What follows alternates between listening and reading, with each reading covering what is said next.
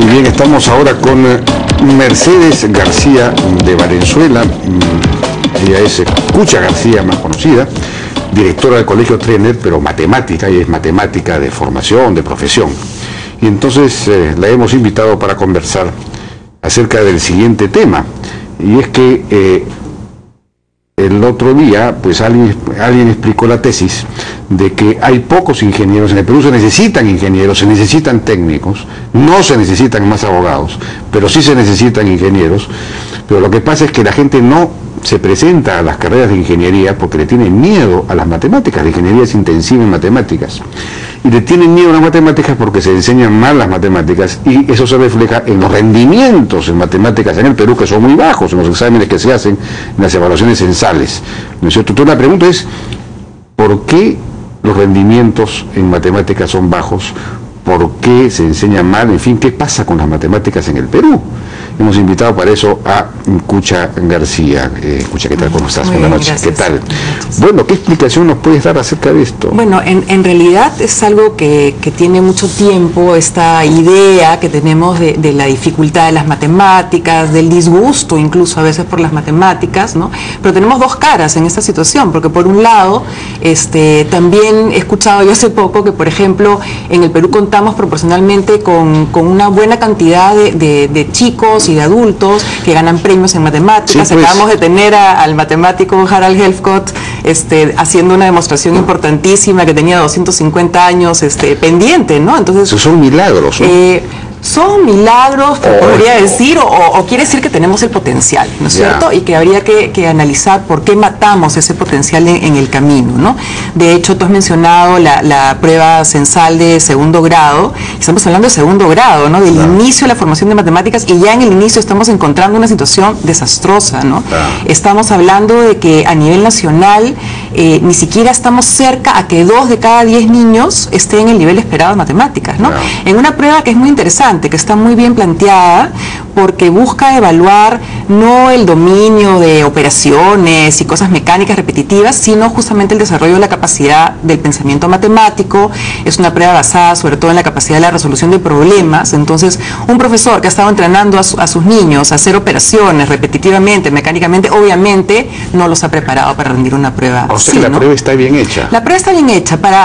Hay ciertas discusiones respecto a si tal vez peca de sobreexigente, ¿no? Sí. En algunos razonamientos muy complejos para niños de segundo grado, incluso en algunos temas que están en proceso de construcción recién en esa edad, que recién se han iniciado, pero digamos eso no explica el rendimiento paupérrimo que hemos tenido, ¿no? Eso te podría explicar, por ejemplo, que en el caso de los colegios destacados, que incluso han sido premiados en algunas UGELes, si bien esos colegios logran tener aulas donde el 100% cumple el nivel de comprensión de lectura, las aulas destacadas solamente están entre el 75 y el 93, o sea, esa excesiva dificultad de la prueba te podría explicar eso, por ejemplo, ¿no? Pero no te podría explicar que a nivel nacional ni siquiera estemos cerca de que 2 de cada 10 niños estén en el nivel requerido, ¿no? Esa explicación hay que buscarla en otra parte, ¿no? Lamentablemente una explicación importante está en la formación de nuestro profesorado, ¿no? No sé si tú sabes, en el caso de los profesores de primaria, ellos asumen todas las áreas en el aula, les enseñan todas las áreas a los niños, y ellos pasan por una formación que por lo tanto es muy general, ¿no? ¿Y quiénes son estas personas que van a formarse como profesores de primaria? Son las mismas personas que el sistema de las escuelas ha de alguna manera mal formado en matemáticas, ¿no? Claro. Entonces, estos profesores que no han sido bien formados en matemáticas, que de repente hasta tenían disgusto por las matemáticas, porque además el disgusto viene mucho también de la sensación de fracaso, ¿no? Claro. Entonces, estos mismos profesores llegan a la formación y tienen de repente un curso de matemáticas básicas, de repente un par de cursos de didáctica de matemáticas, y eso es todo. Entonces, cuando se gradúan como profesores y van a las escuelas a enseñar matemáticas, entre otras cosas, no están capacitados. Entonces hay que comenzar por ahí. Exactamente. Entonces, ¿qué ocurre con esos profesores? Limitan el tiempo que le dedican a las matemáticas porque prefieren dedicárselo a otras cosas. Es más, en primaria es usual que como el mismo profesor enseña todas las áreas en un aula, pueda distribuir más o menos flexiblemente sus tiempos. Entonces, obviamente no le va a dedicar mucho tiempo a lo que no es su expertise, a lo que no lo hace sentirse cómodo, ¿no? Otra cosa que ocurre es que recurre a la formación o al entrenamiento repetitivo, mecánico, porque eso sí le da cierta seguridad. Entonces, ¿para qué se va a meter en profundidades? Mejor los pongo a los niños pues a repetir operaciones, ¿no? Y entonces se concreta esta idea de que las matemáticas son mecánicas, repetitivas, que no sirven para nada, etcétera, ¿no? Que es un poco el problema. Entonces, el problema está en la formación del maestro, y las escuelas hoy en día nos encontramos con esa realidad. Recibimos maestros de primaria que no están formados, y las escuelas tenemos que hacer algo ya, porque no podemos esperar tampoco que haya un cambio, ¿no? Entonces, ¿qué hacemos algunas escuelas? Tratamos, por ejemplo, de especializar a algunos profesores de primaria en el área de matemáticas, ¿no? Que ellos puedan liderar un cambio en el manejo del currículo, pero para eso se requiere tiempo, no solamente tiempo para que se especialice este profesor, sino tiempo para que lo comparta con los demás. No sé si tú sabes que en muchas escuelas públicas, por ejemplo, no está previsto ese espacio de coordinación entre los maestros, no hay reuniones de coordinación, no hay reuniones para sentarse a aprender juntos, para revisar el currículo, etcétera. Entonces, las escuelas tienen que encontrar ese tipo de soluciones, ¿no? Y de hecho hay que repensar la formación del maestro de primaria, ¿no? ¿Para qué un curso de didáctica sobre las matemáticas que no comprendo? O sea...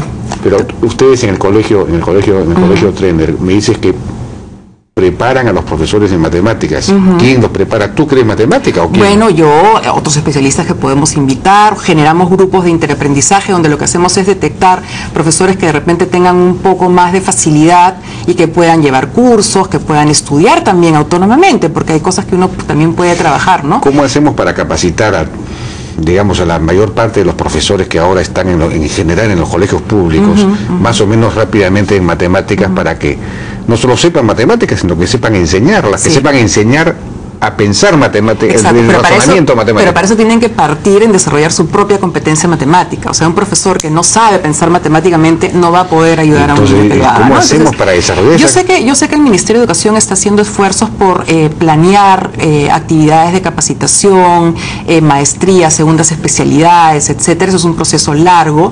Mientras tanto, creo que hay que atacar por el segundo problema, que es el currículo y las herramientas curriculares que se le da a los profesores, ¿no? Sin desmedro a que hay que seguir insistiendo, por ejemplo, en que se busquen espacios, tiempos en las escuelas para que los profesores se reúnan y coordinen, que no hay en muchas escuelas. Las escuelas privadas es común, pero en las escuelas públicas no. Sin desmedro de que los institutos y las instituciones formadoras de docentes repiensen cómo están formando el docente de primaria, y que entiendan que no tiene mucho sentido darles un par de cursos de didáctica si es que no han trabajado en el desarrollo de las competencias matemáticas del propio profesor. De repente no encuentran profesores para enseñar bien las matemáticas a los profesores, a los estudiantes de repente, ¿no? De repente habría que invertir en algún momento. Un huevo y la gallina. ¿Cómo hacemos para resolver este problema? Bueno, hay alternativas. De hecho, hay grupos que lo hacen, hay colegios que lo hacen. Se comienza con algo muy pequeño, como ir formando una persona y que esa persona sea un factor multiplicador, ¿no? Y por eso hay que intervenir ya.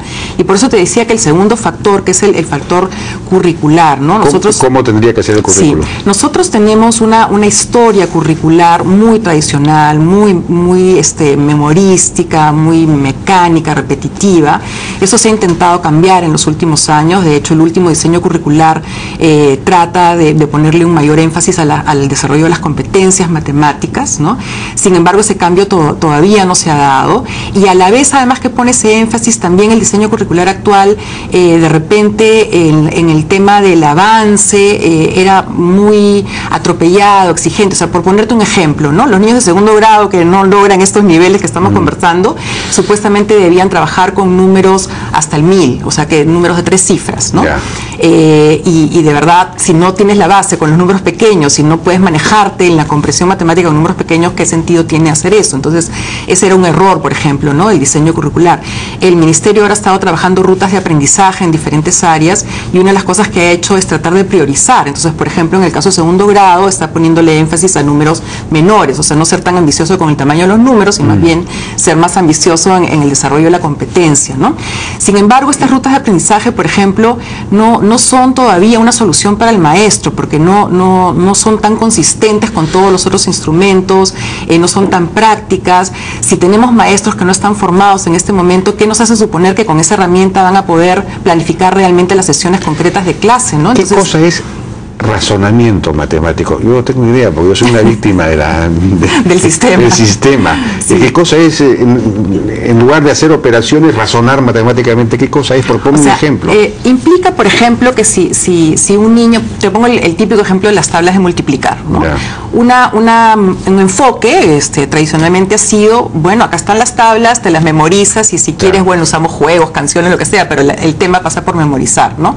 Cuando ahora se tiende a que los niños primero estén en situaciones donde manipulan material concreto, resuelven problemas concretos de su vida diaria, donde ven la utilidad de la multiplicación y lo hacen tanto, ¿no? Y van comprendiendo y van asimilando que de alguna manera la memoria también va a funcionar y van a comenzar a memorizar, pero algo que están comprendiendo. O sea que tienen que trabajar con materiales concretos, con elementos de la realidad. Por ejemplo, y el Ministerio también ha hecho un esfuerzo por dotar a las aulas con material concreto, pero a veces los profesores no saben muy bien cómo usarlos, ¿no? Entonces, por ejemplo, regresando al tema del currículo, de estas rutas y de cómo el profesor no está pudiendo hacer mucho con ellas, no tenemos ahorita tiempo de ir capacitando a todos los profesores, entonces tal vez darles instrumentos mucho más concretos, ¿no? Hay países donde lo que se ha hecho es tener modelos de clase, por ejemplo, de sesiones de clase ya hechas, que el profesor puede adaptar. Un profesor que se va capacitando podrá adaptar mejor a su grupo, pero ahí tiene de qué partir, ¿no? Y no suponer que con las rutas de aprendizaje, que lo que te dan son las competencias, algunos indicadores, el profesor va a poder armar un programa clase por clase de algo en lo que no está todavía tan capacitado. Algunos lo estarán, pero la gran mayoría no lo está, ¿no? Entonces, por ejemplo, han habido proyectos interesantes con sistemas de este tipo, donde se han preparado planes de clases, se les ha dado a los maestros los planes ya hechos, se han filmado clases para que los maestros vean cómo lo pueden implementar, se ha filmado cómo se utiliza este material concreto que se les está dando. Entonces estamos dándole herramientas mucho más concretas, mucho más viables a los profesores en este momento de crisis, porque en realidad es un momento de crisis. Eso se puede transmitir a través de internet, de la página web del ministerio, ¿no? De esa manera llegamos a todos a la vez sin necesidad. El ministerio está haciendo un gran esfuerzo en llegar en ese sentido, pero está llegando con instrumentos que todavía no le están significando una solución al profesor. Y esta idea de integrar las matemáticas al contexto, digamos, al ambiente social, a las relaciones que uno tiene con la comunidad, no sé, a los temas mismos de la comunidad. Es una idea interesante, pero también puede ser una trampa. Porque a veces, otros cursos, perdón, a otras áreas, ¿no? A eso tenemos que apuntar.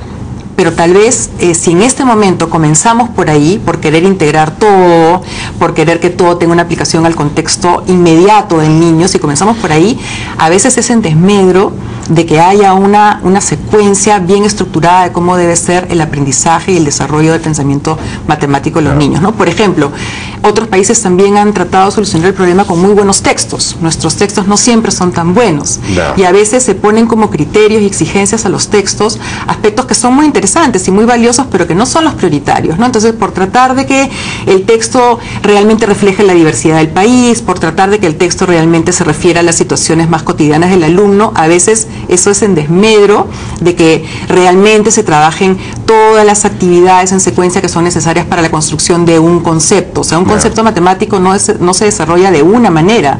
Es como el otro día una amiga me explicaba y me decía, yo lo veo como un poliedro, tiene un montón de caras. Si no pones todas las caras, el concepto no está, ¿no? Entonces, eso, por ejemplo, es muy importante en la elaboración de un texto de matemáticas. Mucho más importante que esté reflejada toda la diversidad del país en los problemas, en los dibujos, etcétera, que a veces son requisitos que distraen también la atención en la elaboración de un buen texto, que sería una alternativa interesante para nuestro problema. Para darle sentido a las matemáticas. Exacto, pues, ¿no? Para que la gente les vea alguna utilidad.